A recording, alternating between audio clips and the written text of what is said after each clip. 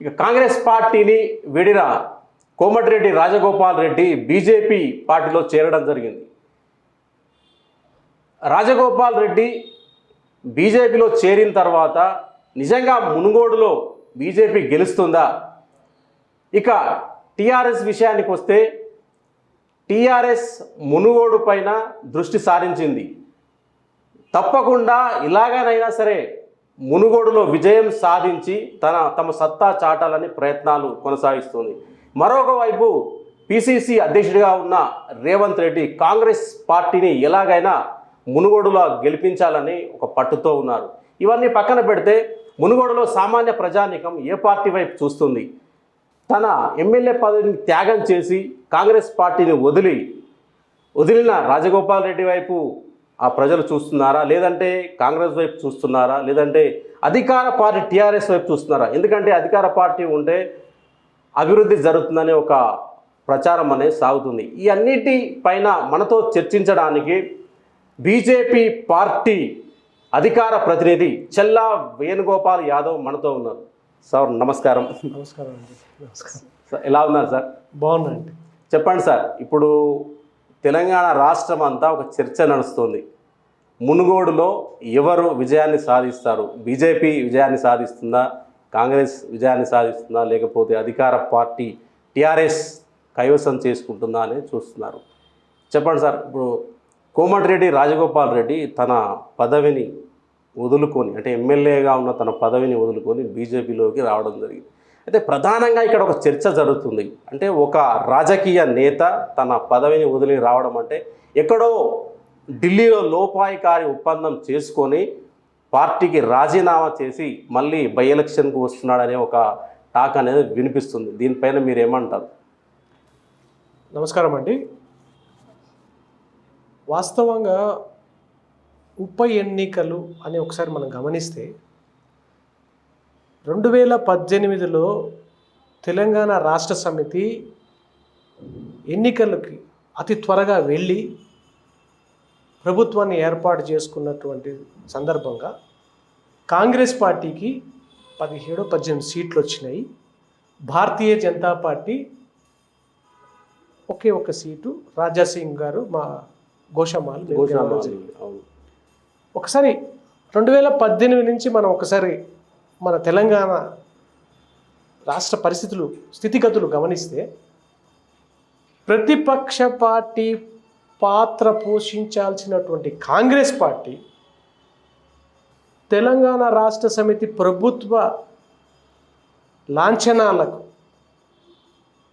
లోబడిపోయి, డబ్బులకు, అధికారానికి లోబడిపోయి ప్రజలు గెలిపించిన కాంగ్రెస్ పార్టీ ఎమ్మెల్యేలు టీఆర్ఎస్ పార్టీలోకి దూకడం. అంటే ప్రతిపక్ష హోదా ఇచ్చినటువంటి కాంగ్రెస్ పార్టీ, ప్రశ్నించాల్సినటువంటి కాంగ్రెస్ పార్టీ టీఆర్ఎస్ పార్టీలో చేరిపోయిన తర్వాత వాస్తవంగా కేసీఆర్ గారి లక్ష్యం ఏంటంటే ఇక మనకి తెలంగాణలో ప్రతిపక్ష పార్టీ అనేది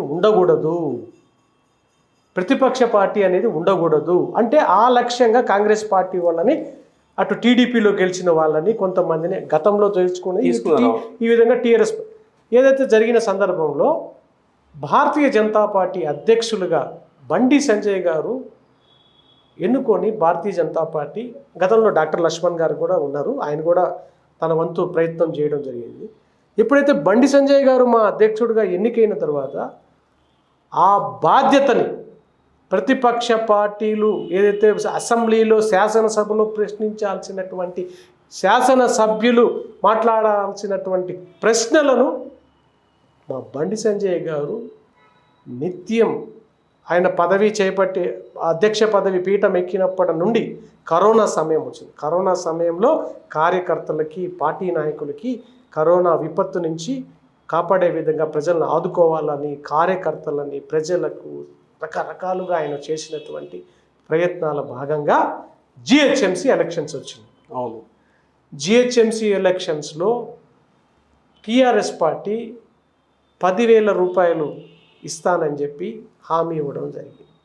అదేవిధంగా మా బండి సంజయ్ గారు, అంటే అది ముంపుకు గురయ్యో ఆ యొక్క కుటుంబాలకే కదా, ముంపు గురైన కుటుంబాలకి ఇస్తానడం జరిగింది. అక్కడ ఫెయిల్ అవ్వడం జరిగింది టీఆర్ఎస్ పార్టీ. అవును. ఇవ్వడం కాదు కదా, వాస్తవ పరిస్థితులు నేను గమనించిన పరిస్థితులు డివిజన్లలో నాయకులు తిన్నారే తప్ప ప్రజలకు ఆ డబ్బులు ఇవ్వలేదు. 10,000 రూపాయలు క్యాష్, అంటే ఆ 10,000 రూపాయలు క్యాష్ కూడా ఎందుకు చెప్పారంటే 10,000 రూపాయలు తీసుకొని ఓట్లు వేస్తారని టీఆర్ఎస్ పార్టీ చెప్పడం. అటువంటి ఫెయిల్యూర్స్ అన్నీ చాలా ఉన్నాయి.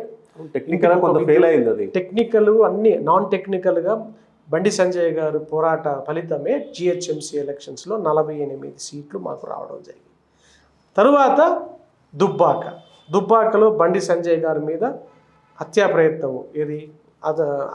దుబ్బాక పోతుంటే ఆయన కమిషనరు గొంతు నొక్కి మా బండి సంజయ్ గారిని ఒక గౌరవ ఎంపీ అని కూడా చూడకుండా, ఒక రాష్ట్ర పార్టీ అధ్యక్షుడు, కేంద్రంలో గవర్నమెంట్లో ఉన్నటువంటి అధ్యక్షుడు అని కూడా చూడకుండా మా బండి సంజయ్ గారిని గొంతు నొక్కి వెహికల్లో చేయడం, ఇటువంటివన్నీ కూడా సోషల్ మీడియాలో మీరంతా చూసి. ఇవన్నీ ఎందుకు చెప్తున్నానంటే ఇటువంటి సంఘటనలకి బండి సంజయ్ గారు చేసినటువంటి నిరాహార దీక్షలకి, నిరంతర పోరాటాలకే భారతీయ జనతా పార్టీ ప్రజల్లో ఒక విశ్వాసాన్ని సంపాదించి, ప్రజల్లో ఒక మన్ననలను పొంది అధికారం దిశగా పరుగులెడుతున్న సందర్భంలో కాంగ్రెస్ పార్టీకి చెందినటువంటి మునుగోడు అసెంబ్లీ స్థానానికి చెందినటువంటి రాజగోపాల్ రెడ్డి విషయానికి వస్తే ఇక్కడ పరిస్థితి బాగలేదు, కాంగ్రెస్ పార్టీ చాలా ఇబ్బందికరంలో ఉంది, దయచేసి మీరు వచ్చి ఇక్కడ ఏదో ఒక నిర్ణయం తీసుకోండి అని వాళ్ళ కమాండ్కి, హైకమాండ్కి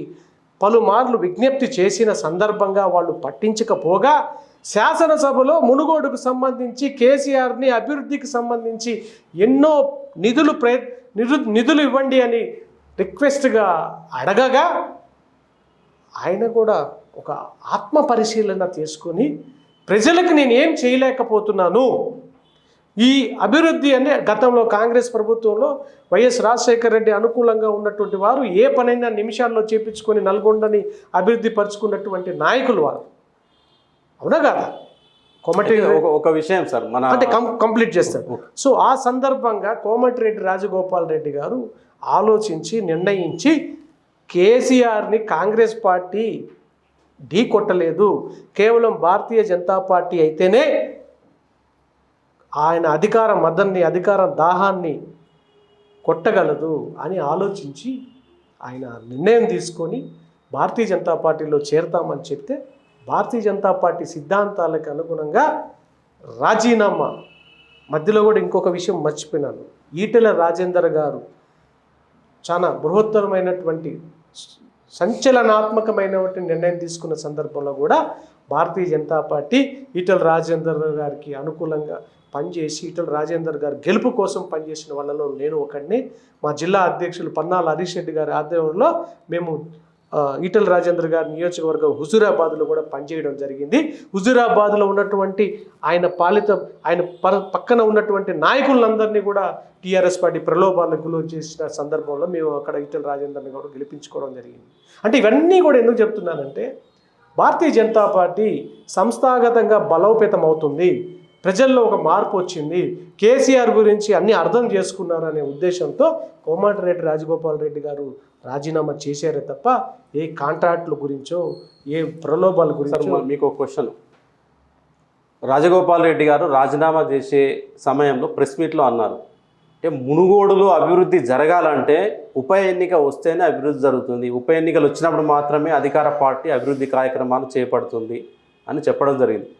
ఒకవేళ బీజేపీ పార్టీ మునుగోడులో గెలిస్తే నిజంగా అభివృద్ధి జరుగుతుందా? ఎక్కడి నుంచి నిధులు తీసుకొస్తారు? నిజంగా కేంద్ర ప్రభుత్వం నిధులు ఇస్తుందా? మీకు రాజగోపాల్ రెడ్డి గారు అన్న మాట ఏంటంటే తక్షణం రాజీనామా చేసిన తక్షణం నుంచి టీఆర్ఎస్ గెలుపొందాలనే ఒక నిర్ణయం గురించి, గెలుపొందాలనే లక్ష్యంతో ఏ అయితే పెండింగ్లో ఉన్న పనులన్నీ కూడా చేస్తూ వచ్చారు. దళిత బంధు కానీ, డబుల్ బెడ్రూమ్లు కానీ, అన్ని రోడ్లు వేయడం. మండలాలు ఎన్ని రోజుల క్రితం నుంచి ఆయన రిక్వెస్ట్ చేస్తే మండలాలు ప్రకటించారా? ఆయన ఎప్పుడైతే రాజీనామా చేశారో మండలాలు, రోడ్లు ఇప్పుడు రోడ్లు రోడ్లు వేస్తున్నారు. డబుల్ బెడ్రూమ్లు ఏ మండలంకైనా ఇచ్చారా? ఇప్పుడు ఇస్తున్నారు సార్. సో ఇవన్నీ ఆ విధంగా కేంద్ర ప్రభుత్వం సహకారంతో నేను నిధులు తెస్తాను, నన్ను భారతీయ జనతా పార్టీలో నన్ను గెలిపించండి అనే ఉద్దేశం ఎప్పుడంటే ఇక 6 నెలలు ఉంది ప్రభుత్వం, ఈ 6 అంతే నెలల్లో సార్, అవును. కేవలము రాజీనామా చేస్తే ఈటెల రాజేందర్ గారు హుజూరాబాద్ చేస్తే ఎన్ని వేల కోట్లు, ఎన్ని వందల కోట్లు అక్కడ, ఎన్ని వందల కోట్లు అక్కడ ఖర్చు పెట్టారో మీకు మీడియా వాళ్ళకి నేను చెప్పాల్సిన అవసరం లేదు. అవును. 10,000 రూపాయలు ఒక్కొక్క ఓటుకి ఇచ్చారంటే రాజేందర్ గారిని ఓడించాలనే లక్ష్యం ఆయన మనసులో ఎంత ఉందో మీరు అర్థం చేసుకోండి. అట్లనే అదేవిధంగా మునుగోడు కూడా అభివృద్ధి పథకాలతో, అభివృద్ధి పేరుతో ఖచ్చితంగా మునుగోడికి ఆయన రాజీనామాతో ఖచ్చితంగా ఎంతో కొంత మేలు జరుగుతుంది.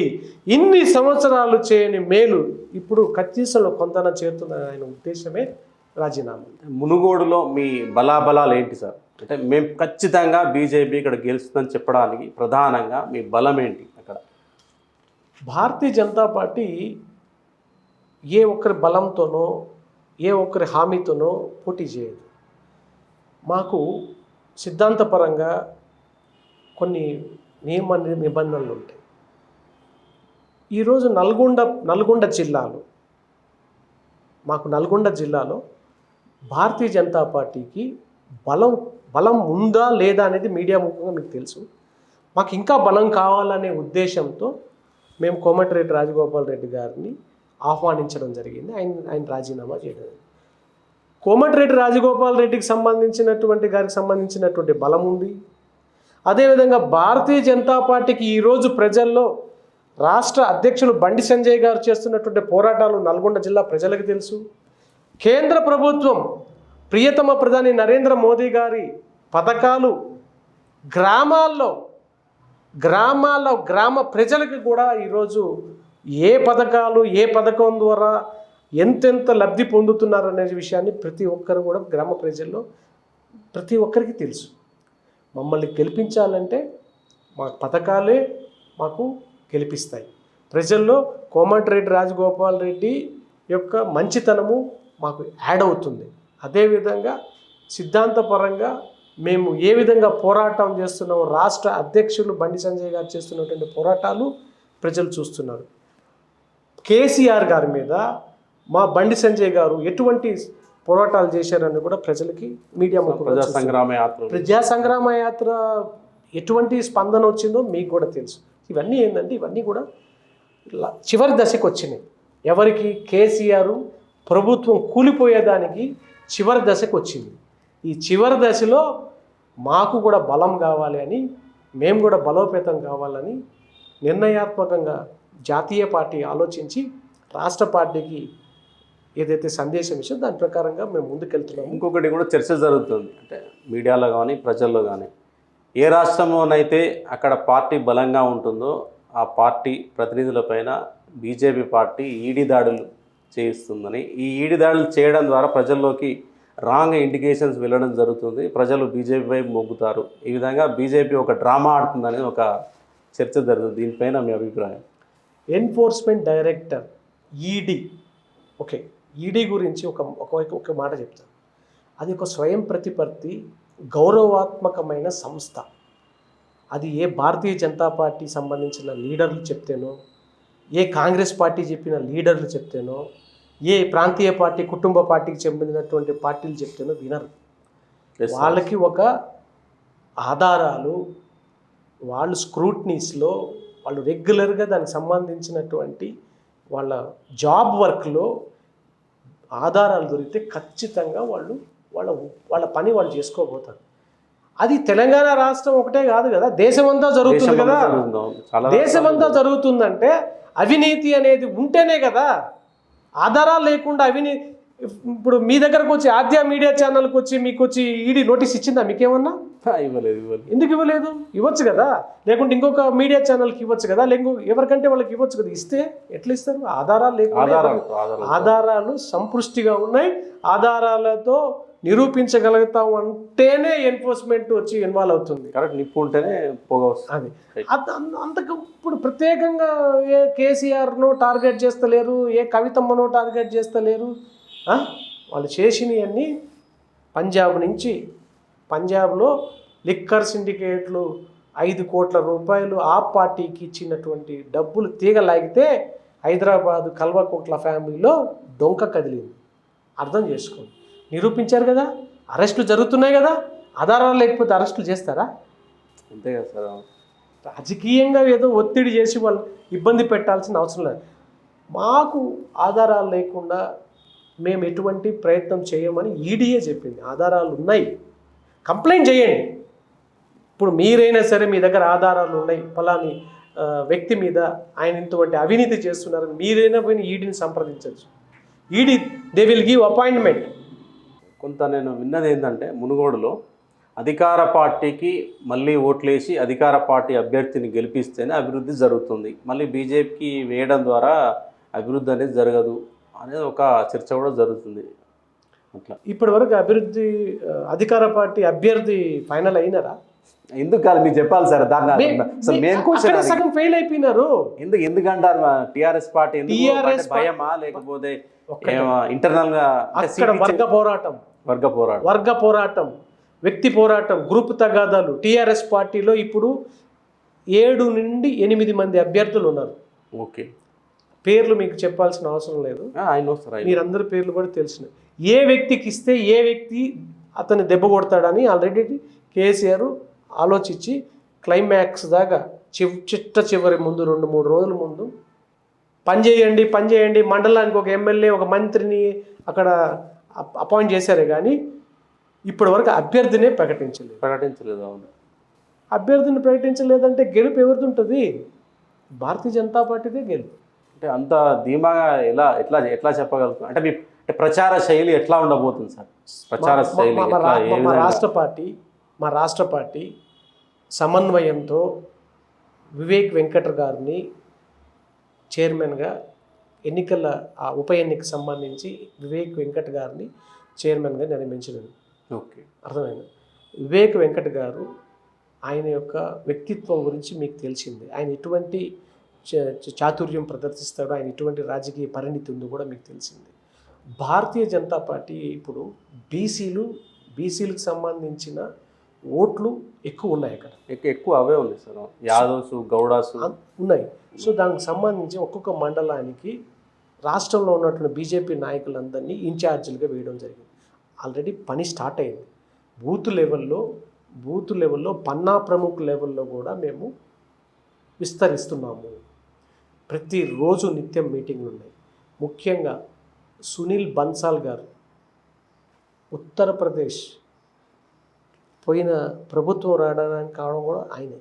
సునీల్ బన్సాల్ ఆయన గారు ప్రత్యేకంగా అమిత్ షా గారు జాతీయ పార్టీ ఆలోచించి ఇక్కడ ఇన్ఛార్జిగా ప్రకటించి ఆయనకి ఛార్జ్ తీసుకోమని కూడా చెప్పడం జరిగింది. ఆయన already he was in duty. Okay, ఆయన ప్రతి నిత్యం మునుగోడు గురించి అబ్జర్వేషను, గ్రౌండ్ లెవెల్లో పార్టీ ఏ విధంగా ఉంది, గ్రౌండ్ లెవెల్లో పథకాలు, కేంద్ర ప్రభుత్వ పథకాలు ఏ విధంగా అందినాయి, ఆ అందిన పథకాలు ప్రచారం ఏ విధంగా చెయ్యాలి అనే ఒక స్పష్టమైన నిర్దేశకాలు ఎప్పుడో వెళ్ళిపోయినాయి. Okay, we are in duty. Already ఒక్కొక్క మండలానికి ఒక్కొక్క నాయకుడిని అలాట్ చేయడం జరిగింది. ఇక మా బండి సంజయ్ గారు కూడా నిన్నటి రోజున దీక్ష అయిపోయింది విజయదశమికి సంబంధించి. ఆయన కూడా యాక్టివ్ పోర్షన్ వాయిదా, బండి సంజయ్ గారు ప్రజా సంగ్రామ యాత్ర కూడా వాయిదా వేసుకోవడం జరిగింది. అంటే ఒకటి చర్చ జరుగుతూ ఉంది సార్. అంటే మునుగోడు ఉప ఎన్నిక తర్వాత, మునుగోడు ఫలితాల తర్వాత తెలంగాణ రాజకీయాల్లో ఒక భీకరమైన మార్పులు వచ్చే అవకాశం ఉంది. ఇగో ఈటెల రాజేందర్ గారు కూడా ఒక సందర్భంలో అన్నారు, మునుగోడు ఫలితాల తర్వాత టీఆర్ఎస్ కనిపించదు అని అంటున్నారు. నిజంగా అది ఎట్లా? నిజంగా ఇప్పుడు ఆ వ్యాఖ్యలు చేశారు కదా, దానిపైన చెప్పండి. అంత కాన్ఫిడెన్స్గా ఎలా ఉన్నారు? 100% ఈటెల రాజేందర్ గారు చెప్పిన మాట స్పష్టమైన వైఖరి అది. ఎందుకంటే ఈరోజు ప్రజలకిచ్చిన హామీలను ప్రజలు ప్రశ్నిస్తుంటే సమాధానం చెప్పలేక టీఆర్ఎస్ పార్టీ కాస్త బీఆర్ఎస్ పార్టీ అయింది. ఈరోజు కేసీఆర్ గారు బీఆర్ఎస్ పార్టీ ప్రకటించడానికి కారణం ఏంటంటే ప్రజలను డైవర్ట్ చేయడానికి. నేను జాతీయ రాజకీయాల్లో దేశము చాలా ఇబ్బందికరంలో ఉంది, దేశంలో చాలా పరిస్థితులు బాగలేవు, అని ఉట్టి మాటలు. మోదీ గారి నేతృత్వంలో భారతదేశము కరోనా విపత్తుని, ప్రపంచంలో రష్యా ఉక్రెయిన్ యుద్ధాన్ని తట్టుకొని ఈరోజు ఉచిత వ్యాక్సిన్, ఉచిత రేషన్, పటిష్టమైన సైనిక బలగం, ఇటువంటి ఎన్నో రకాల ముద్రా యోజన, జన్ధన్ యోజన కింద జీరో అకౌంట్లు ఖాతాలు, ఇన్సూరెన్స్లు, మహిళా సాధికారత అభివృద్ధి, రకరకాలుగా మోడీ గారి నేతృత్వంలో పటిష్టపరిచి ఈరోజు ప్రపంచంలో భారతదేశానికి ఒక గుర్తింపు తీసుకొని వస్తుంటే, ఈ సందర్భంగా ఇప్పుడు నేను జాతీయ రాజకీయాల్లోకి వెళ్ళి భారతదేశాన్ని బాగుపరుస్తాను అని ఇక్కడ తెలంగాణ రాష్ట్రంలో మీరు చెప్పిన ఆ బూటకపు హామీల గురించి ప్రజలు అడుగుతుంటే తట్టుకోలేక రేపొద్దున ఇక్కడ ఏ విధంగా అధికారం మనం కోల్పోతామో అని ఒక ఆలోచించి ఆయన ఒక మాయాజాలాన్ని సృష్టించి మాంత్రికుడు లెవెల్లో కేసీఆర్ గారు మాంత్రికుడు లెవెల్లో ఒక మాయాజాలాన్ని సృష్టించి ప్రజలను ఒక డైవర్ట్ చేసి విధంగా ఈరోజు బీఆర్ఎస్ పార్టీని ఈ బీఆర్ఎస్ పార్టీ ఏదైతే మొన్న ప్రకటించారు కదా, అంటే దీనివల్ల మునుగోడు ఎలక్షన్లో బీజేపీకి ఏమైనా దెబ్బ పడే అవకాశం ఉందా? మీకు ఒక సామెత ఉంది, పులిని చూసి నక్క వాతలు పెట్టుకుందంట. అర్థమైందా? భారతీయ జనతా పార్టీ పులి పులి పులి పులి ఎప్పుడు పులిలాగే ఉంటుంది. ఇప్పుడు భారతీయ జనతా పార్టీ పులి అనుకోవచ్చా ఇక్కడ? అదే అండి, పులిని చూసి నక్క వాతలు పెట్టుకున్నట్టుంది ఇది. అదే ఓకే. తెలంగాణ సెంటిమెంట్ ఏమైంది? తెలంగాణ ఆకాంక్షల గురించి పెట్టిన తెలంగాణ పేరు ఏమైంది? తెలంగాణ ప్రజల ఆత్మ గౌరవం కోసం పెట్టిన తెలంగాణ పదం ఏమైంది? అది ఆలోచించాల్సిన విషయమే. తెలంగాణ రాష్ట్ర సమితి ఆ రోజు తెలంగాణ ఆకాంక్షలకి పెట్టిన పార్టీ, తెలంగాణ ఆత్మగౌరవానికి పెట్టిన పార్టీ, తెలంగాణ ఉద్యమ పార్టీ. బలిదానాల మీద నువ్వు ఈరోజు ముఖ్యమంత్రి అయ్యి నీ పేరు నిలబెట్టుకోవడానికి ఉద్యమకారులందరినీ బలిచ్చి నీ ఎందు ఉండేవాళ్ళు ఎవరు? ఈరోజు నీ చుట్టుముట్టులు ఉండేవాళ్ళు ఎవరు? అదే ఉద్యమకారులకు అన్యాయం జరిగింది కాబట్టే, ఉద్యమకారులు నిత్యం ప్రశ్నిస్తున్నారు కాబట్టే నీకు ఆ తెలంగాణ పేరును తీసేస్తే సరిపోతుందని కేసీఆర్ ఆలోచనిచ్చిన విధానమే.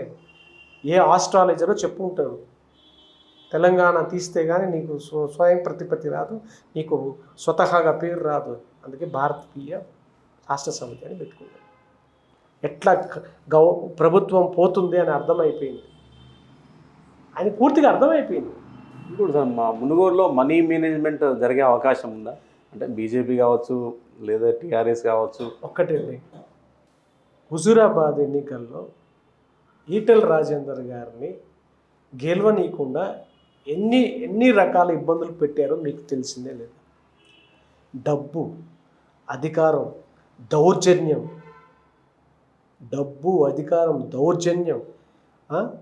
కుట్ర, ఎన్ని పన్నాగాలు పన్నిన ఈటెల రాజేందర్ గారికి ఆయన గెలవడానికి అడ్డొచ్చాడా? ఆయన రాలేదు సార్. అదే విధంగా రిపీట్ కాబోతుంది మునుగోడు కూడా. బాగా జరిగింది. అంటే ఆయన ఇక్కడ ఈటెల రాజేందర్ ఆత్మాభిమానానికి తెలంగాణ ఏదైతే ఈటెల రాజేందర్ గారి కంటే కూడా ఉన్న నాయకులు ఉన్నారా టీఆర్ఎస్ పార్టీలో? కేసీఆర్ ఓకే, ఆయన కేసీఆర్ గారు మెయిన్ నాయకుడు, ముఖ్యమైన నాయకుడు అనుకో. ఆయన తర్వాత ఈటెల రాజేందర్ గారి పాత్ర ఎలా ఉంది చెప్పండి? అసెంబ్లీలో రాజశేఖర్ రెడ్డి గారు సీఎంగా ఉన్నప్పుడు ప్రతిపక్ష నాయకుడిగా ఫెయిల్ అయినటువంటి కొంతమంది సమయంలో తెలంగాణ రాష్ట్ర పార్టీకి ఈయన ఫ్లోర్ లీడర్గా ఉన్నాడు సార్. అవును. ఎటువంటి కష్టం చేసినాడు ఆయన? అంటే ఇక్కడ మన స్పీకర్ అయిన పోచారం శ్రీనివాస్ రెడ్డికి క్షమాపణ చెప్పమని కోరారు. నేను చూశాను అసెంబ్లీ అంతా. కొంత ఎప్పుడు అసెంబ్లీ జరిగినప్పుడు అంటే స్పీకర్ పైన వ్యాఖ్యలు చేశారు కదా. నేను నిన్నటి మొన్న గురించి మాట్లాడుతున్నాను. గతంలో టీఆర్ఎస్ పార్టీలో ఈటెల రాజేందర్ గారు ఎటువంటి పాత్ర పోషించాడో అటువంటి వ్యక్తిని కూడా అతని వ్యక్తిత్వ హననం చేయడం జరిగింది. ఓకే, అది జరిగింది. మరుగుజ్జులు మహాత్మా గాంధీలు కాలేరు అంటాడు కేసీఆర్ గారు. విన్నారా? ఈ మధ్య ఒక మాట అంటున్నాడు, ఆయన మాట్లాడేది కూడా ఎట్లుంటుందంటే తెలియకుండా వ్యక్తిత్వ హననం చేస్తాడు ఆయన. ఓకే. మరుగుజ్జులు మహాత్మా గాంధీ కాలేరు అంటే ఎంత మనుషులు మరుగుజ్జుల్ని మీరు అవమానపరిచినట్ట కాదా? అంతే ఉన్న మరుగుజ్జులు అంటే ఆ పేర్లు ఇంకా నీకు మరుగుజ్జులు అనే పేర్లు అంటే ఆ పేర్లు ఎవరినన్నా కూడా మీకు తెలిసి ఉంటుంది. దానికి కూడా దిగిపోయినాడు ఆయన.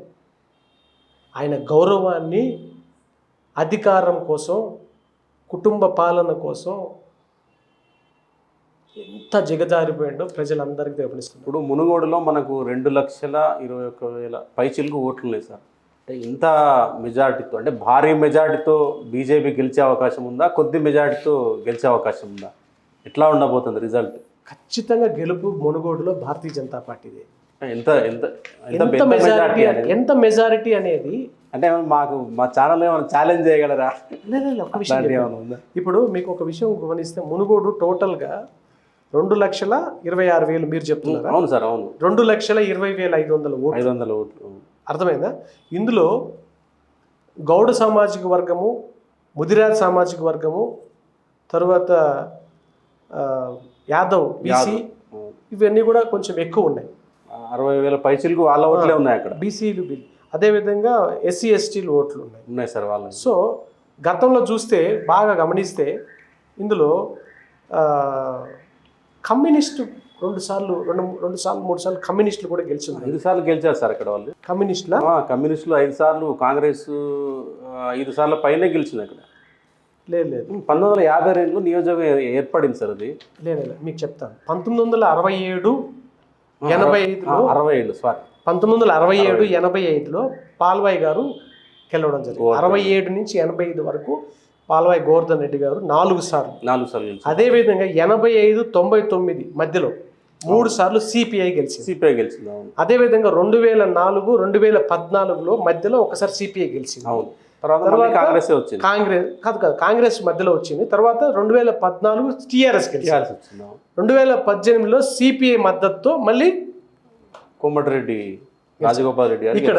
ఇక్కడ ఏంటంటే మీకు ఒకసారి బాగా గమనిస్తే కమ్యూనిస్ట్కి సంబంధించిన ఓట్లు కూడా అక్కడ ఉన్నాయి. ఇక్కడ కమ్యూనిస్టుల ఫలితాలు, కమ్యూనిస్టు ఓట్లు కీలకం అని అనుకుంటున్నారు, కానీ కమ్యూనిస్టులు పూర్తిగా మారిపోయారు సార్. కమ్యూనిస్టులు పూర్తిగా మారిపోవడం జరిగింది. దానికి సంబంధించి నెట్వర్క్ కూడా భారతీయ జనతా పార్టీ అక్కడ స్థానికంగా ఉన్నటువంటి కమ్యూనిస్టులు కూడా ఆల్మోస్ట్ భారతీయ జనతా పార్టీకి, కోమటిరెడ్డి రాజగోపాల్ రెడ్డి వైపు మొగ్గు చూపడం జరిగింది.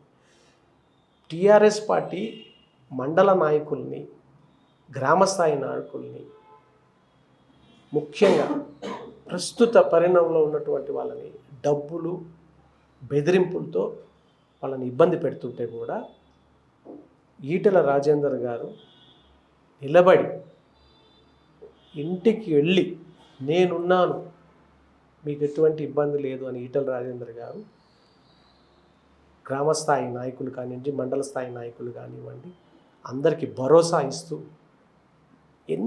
ఎటువంటి చేరికలు జరుగుతున్నాయో కూడా మీరు చూస్తున్నారు. అంటే టీఆర్ఎస్ పార్టీ నుంచి బీజేపీకి రావడం జరుగుతుంది, బీజేపీ నుండి కూడా సైమల్టేనియస్లీ టీఆర్ఎస్ కూడా వెళ్తున్నారు. ఎంతమంది వెళ్ళారు? బీజేపీ నుంచి టీఆర్ఎస్కి పోయిన మంది ఎంతమందో చూడండి. అంటే కొంతమంది సర్పంచులు, ఉప సర్పంచులు ఫస్ట్ బీజేపీలోకి వచ్చారు సార్, మళ్ళీ బీజేపీ నుంచి టీఆర్ఎస్లోకి వెళ్ళారు కదా. లేదు ఇదంతా కూడా ఏంటంటే భారతీయ జనతా పార్టీకి ప్రజల్లో వస్తున్నటువంటి మద్దతుని గమనించి మళ్ళీ ప్రలోభాలకి వాళ్ళని గురి చేసి వాళ్ళు మళ్ళీ బెదిరించి చేస్తారు. కానీ ఏదైనా కానీ ప్రజలు, మునుగోడు ప్రజలు విద్యావంతులు, తెలివైన వాళ్ళు ఈ సమయంలో కేసీఆర్కి బుద్ధి చెప్పాలని, టీఆర్ఎస్ పార్టీ నాయకులకు బుద్ధి చెప్పాలని వాళ్ళ ఓటు రూపంలో వాళ్ళ నిర్ణయము మునుగోడులో తీసుకోవడం జరిగింది. రాజీనామా చేసిన నిమిషమే రెడీ అయిపోయినారు వాళ్ళు ప్రజలు. మునుగోడులో రాజగోపాల్ రెడ్డి గారికి ఓటు వేయాలని. రాజగోపాల్ రెడ్డి గారు వ్యక్తిత్వం చూస్తే అక్కడ డబ్బుతో సంబంధం లేకుండా, అధికారంతో సంబంధం లేకుండా ఎన్నో సహాయ కార్యక్రమాలు చేస్తున్నారు.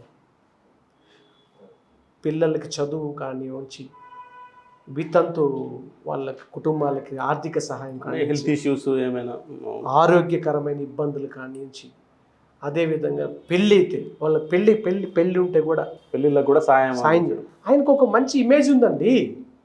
ఓకే, మీరు వాళ్ళు ఎప్పుడు ప్రజల్లో ఉండే నాయకులండి. రాజగోపాల్ రెడ్డి గారు కానివ్వండి, ఈవెన్ కోమటిరెడ్డి వెంకటరెడ్డి గారు కానివ్వండి, వాళ్ళు ప్రజలకు అనుకూలంగా ఉండేవాళ్ళు. ఓకే, రాజగోపాల్ రెడ్డి గారు చేసే అంటే చారిటీ వల్ల బీజేపీ అక్కడ గెలుస్తుంది అనేది ఒక ప్లస్ పాయింట్గా తీసుకోవచ్చు మనం. 100%. ఇప్పుడు మేము ఒక విషయం చెప్తామండి.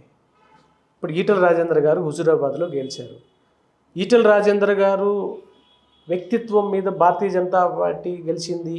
ఈ డిస్కషన్స్లో ఇద్దరు ప్రమేయం ఇప్పుడు కలిస్తేనే కదా, ఇప్పుడు రెండు చేతులు కలిస్తేనే కదా చప్పట్లు సౌండ్ వస్తుంది. అదేవిధంగా రాజేందర్ గారికి పార్టీలో అవమానం జరిగింది, పార్టీలో నియంతృత్వ పోకడలు పెరిగినాయి, అది ఆయనకి ఇబ్బందికరమైనటువంటి వాతావరణం ఉంది. ఆ వాతావరణానికి ఆయన బయటికి రావడం జరిగింది. ఎవరి సపోర్టుతో ఉంటే మనం గెలవగలమని ఆలోచించారు. ఆయన భారతీయ జనతా పార్టీలో జరగడం జరిగింది. మీకు ఒక విషయం చెప్తాను. హుజూరాబాద్లో రాజేందర్ అన్నని స్థానికంగా టీఆర్ఎస్ పార్టీ ఎన్ని ఇబ్బందుల గురించి చేస్తే నేను ప్రత్యక్షంగా చూసినాను. ఒక్కటే ఎగ్జాంపుల్ చెప్తాను. మేము ఇంటింటికి ప్రచారం చేస్తుంటే ప్రజలు ఏమన్నారంటే, దయచేసి మీరు బీజేపీలో రావద్దు, మేము మీకే ఓటేస్తాం, మీరు వచ్చిపోయిన తర్వాత మమ్మల్ని ఎమ్మటే పోలీస్ స్టేషన్కి పిలిచి మమ్మల్ని ఆ కేసు పెట్టి మిమ్మల్ని లోపల ఇస్తాను, మీరు బీజేపీలకు మీ ఇంటికి వచ్చారంటే బాగుండదని వార్నింగ్లు ఇచ్చి లేనిపోని కేసులు పెట్టి ఇబ్బంది పెడతారు, మేము వేసేది బీజేపీకే అని మాకు చెప్పడం కూడా జరిగింది. ఓటర్లు చెప్పారు. నేను వారం రోజులు మా జిల్లా అధ్యక్షులు పన్నాల హరీష్ రెడ్డి గారు అధ్యక్షతన మేము ఆడ పనిచేసామండి. ఇట్లాంటి మునుగోడులో కూడా జరిగే అవకాశం ఉందా? 100%. ప్రజలకి అర్థమైపోయింది. ప్రజల్ని బెదిరించి ఓట్లు వేయలేము, ఓట్లు అడగలేము. ప్రజల్ని అడగాల్సిన పద్ధతి ఏంటంటే, ఇది కాదు, ఇది ఈ అవకాశం మాకు ఇవ్వండి, ఈ విధంగా ప్రభుత్వం చేస్తుంది అనే వర్షంలో మాట్లాడడం. కానీ నేను వెళ్తున్న రాజకీయానికి జాతీయానికి మీరు ఇక్కడ ఈ విధంగా నేను ఇంత చేసినా మీరు నాకు జయగొట్టాలే. ఇంకొకటి కూడా ఇప్పుడు మా టీఆర్ఎస్ వాళ్ళు మీ మీద అలిగేషన్, దేశంలో అన్ని రాష్ట్రాల్లో బీజేపీ అధికారంలో ఉండాలనేది ఒక బీజేపీ దురాశ. తదనుగుణంగానే బీజేపీ తెలంగాణలో కూడా పాగా వేయాలని చూస్తుంది. అందుకని మునుగోడు లాంటి చిన్న నియోజకవర్గం పైన కూడా దృష్టి సారించింది. ఇప్పుడు తెలంగాణలో రాజకీయంగా పార్టీ అభివృద్ధి చెందుతుంది. ఆ స్ట్రాటజీస్లో భాగంగా మునుగోడును కూడా మేము కైవసం చేసుకోవాలనే తప్పేం లేదు కదా. తప్పేం లేదు, చేసుకోవచ్చు. ఇప్పుడు భారతీయ జనతా పార్టీ అక్కడ గెలిచింది అనుకో, రాష్ట్రం అంతా భారతీయ జనతా పార్టీకి ప్రజలు ఒక విశ్వాసాన్ని ఇంకా పెంచుకుంటారు కదా. అదేవిధంగా దేశం కూడా మునుగోడు వైపు చూస్తుంది కదా.